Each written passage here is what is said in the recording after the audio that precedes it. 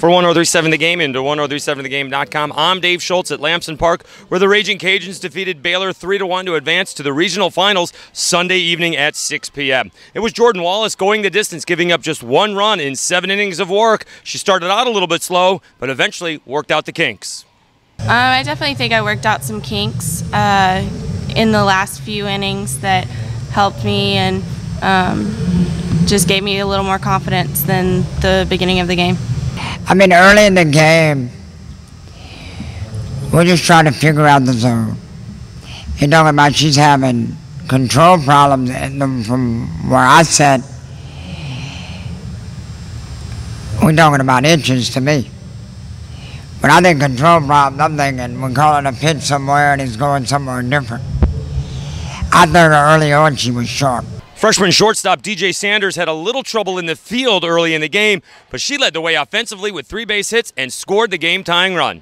Even though I didn't play kind of the same way I usually do on defense, that's kind of what it's about, trying to find a way to still compete even though you did mess up. And I feel even usually I use one or the other. If I'm not so good hitting, I try to use my defense to keep me up and in the game.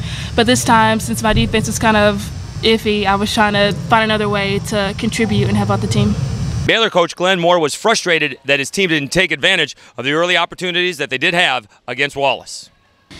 We just missed too many opportunities to score. We scored first, but then we had several opportunities with good hitters in the box, and it's kind of been our Achilles heel all year. I wish we could play at home in the postseason for the last 15 years. I'm starting to figure this stuff out. I mean, that crowd was crazy good today. But I agree with what you're saying. Our kids were good too. The way that they just kept competing and working through, not playing their best game was pretty impressive too.